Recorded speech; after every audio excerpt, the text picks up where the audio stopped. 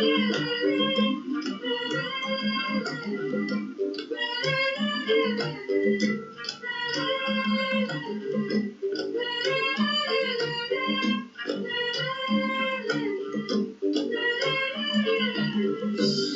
de negro é difícil como que vida de negro é difícil como que eu quero morrer de noite a tocar e a me matar, eu quero morrer de açoite se tu negra me deixar. Vida de negro é difícil como que vida de negro é difícil como que meu amor, eu vou me embora dessa terra, vou morrer.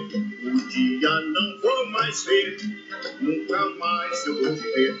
Vida de negro é difícil como que vida de negro é difícil como que.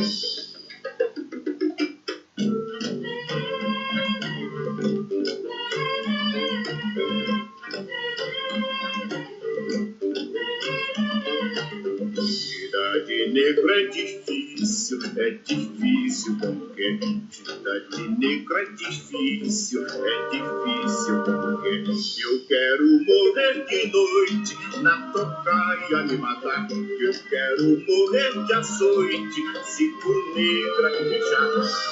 Negro é difícil como que vida de negro é difícil como que meu amor, eu vou me embora nessa terra, vou morrer. Um dia não vou mais ver, nunca mais eu vou te ver. Vida de negro é difícil como que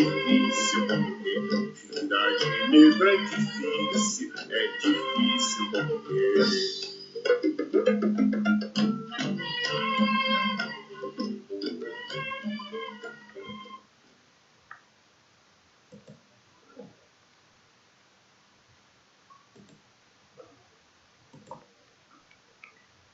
A herança africana no Brasil.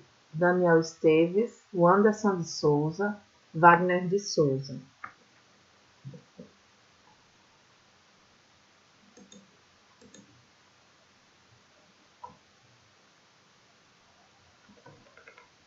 Salvador, Bahia, presente.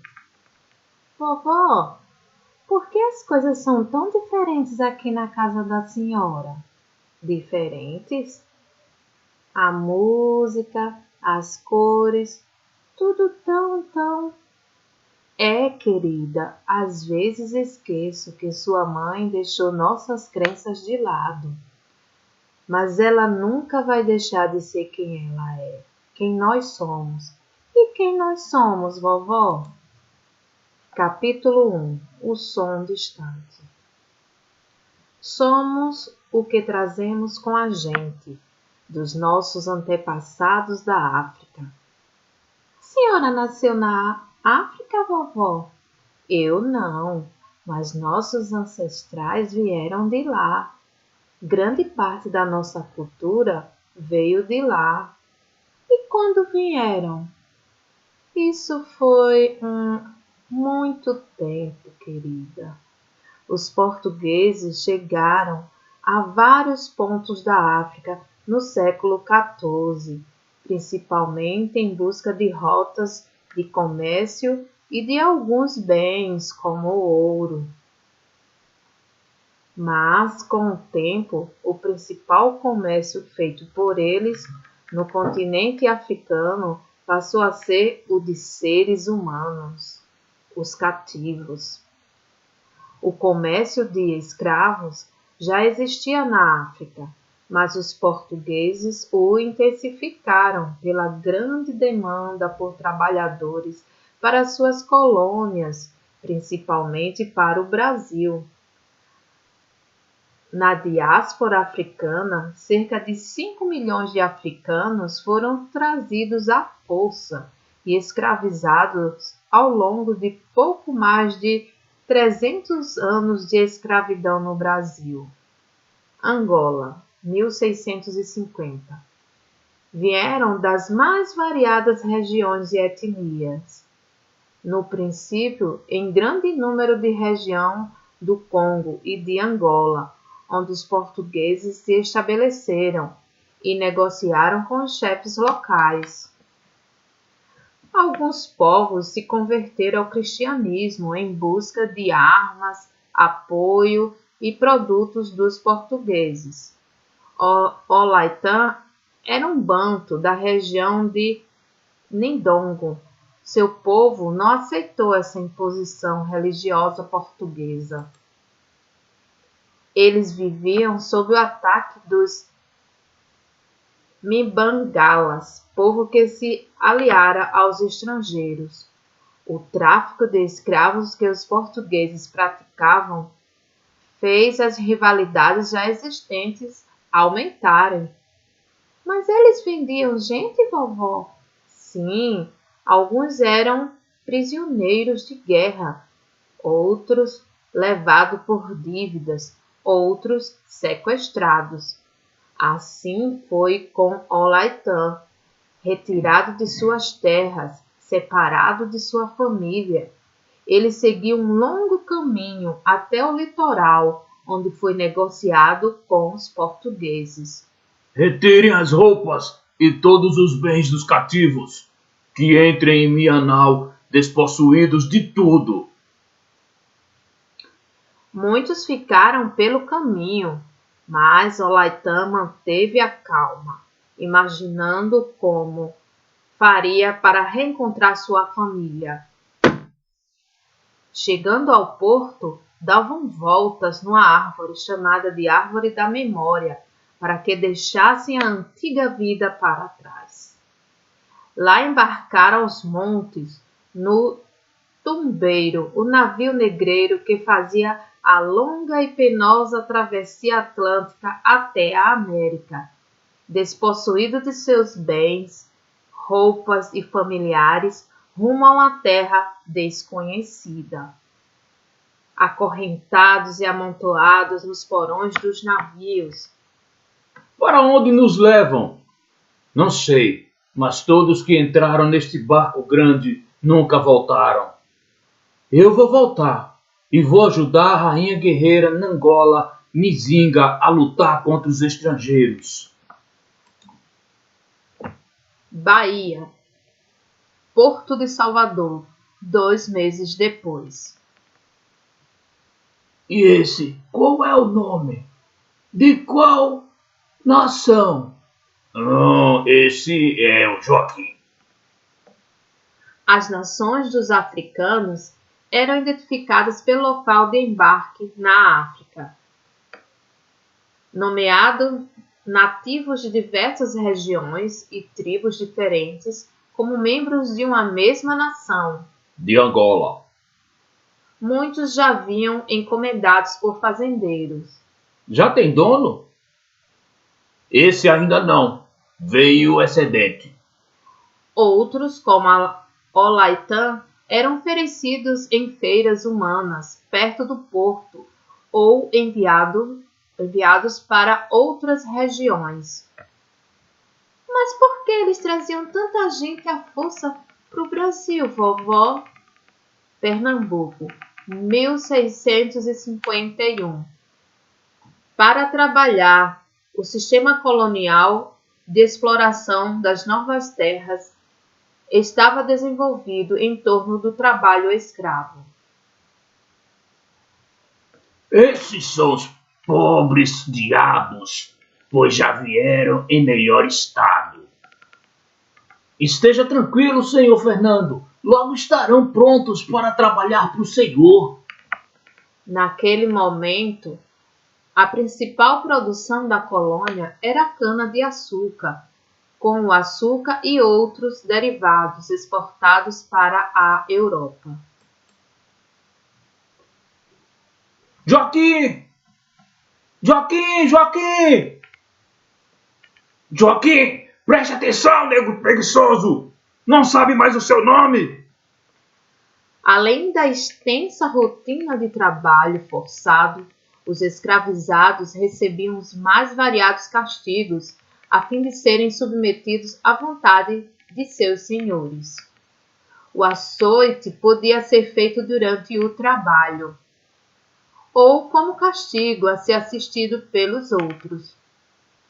A máscara de Flandres era usada para punir furtos, fechando o rosto ou apenas a boca, com pequenos furos para enxergar e respirar.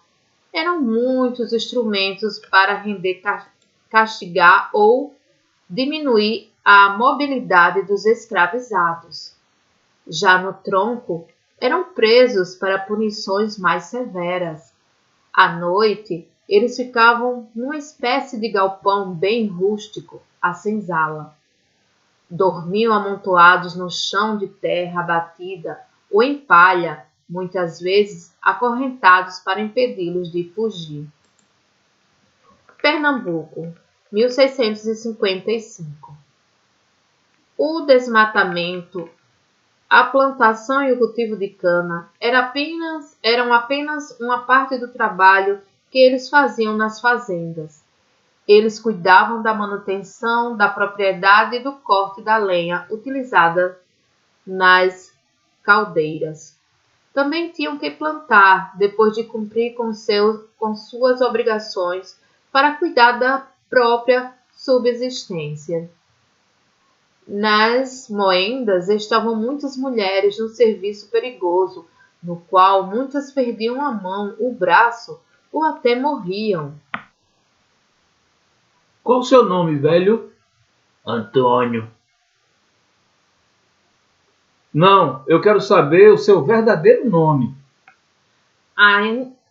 Ainda tinha o trabalho nas casas de purga, no cozimento do caldo e na embalagem do açúcar.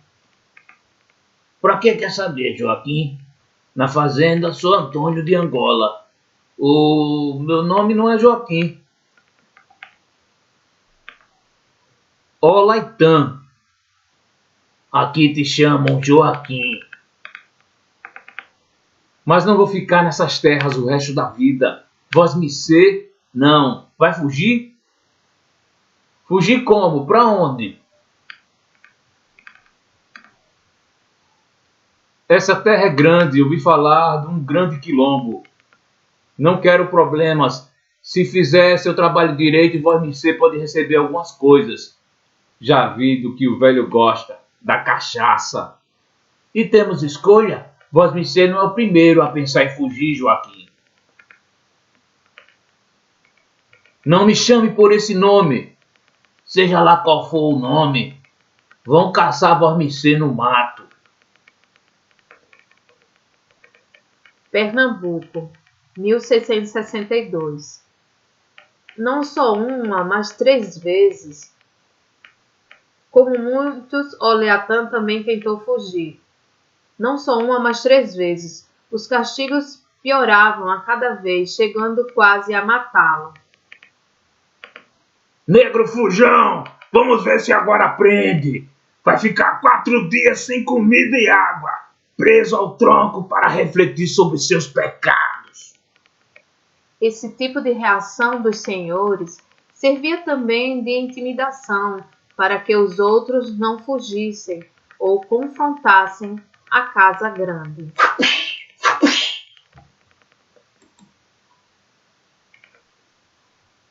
O velho Antônio carregava conhecimentos antigos sobre plantas medicinais, que foram somados aos conhecimentos dos índios com quem teve contato no Novo Mundo.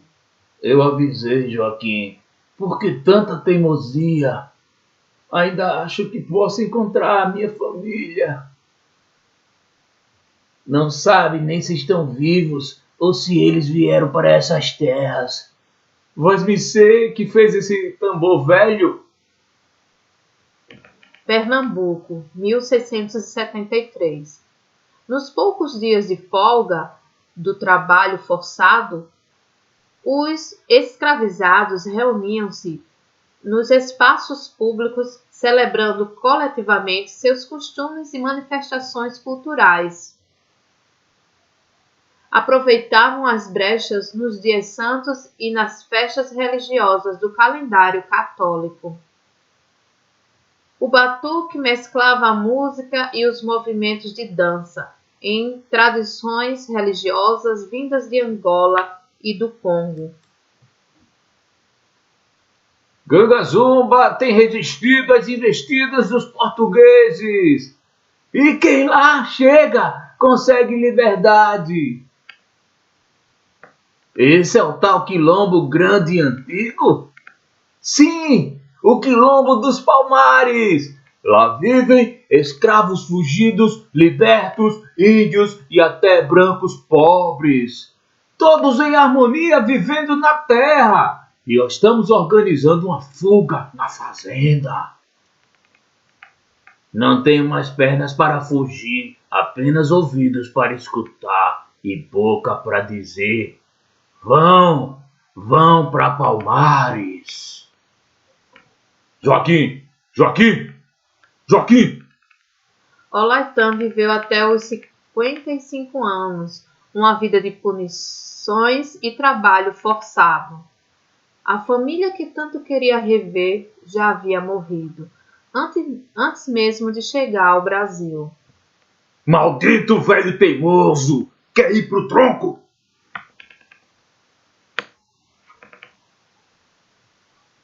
Apenas um filho estava vivo, fugido para os Palmares. Lá viveu até a queda do Quilombo, em 1694. Então ele nunca reencontrou a família? Claro que sim, reencontrou junto dos antepassados dele. Ao som dos tambores do outro lado havia o que chamavam pelo verdadeiro nome. Salvador, Bahia, presente. Vovó, a senhora não vai continuar a história para mim? Claro, querida. Esta parte começa aqui em Salvador. É a história de Sebastião. Fim do capítulo 1.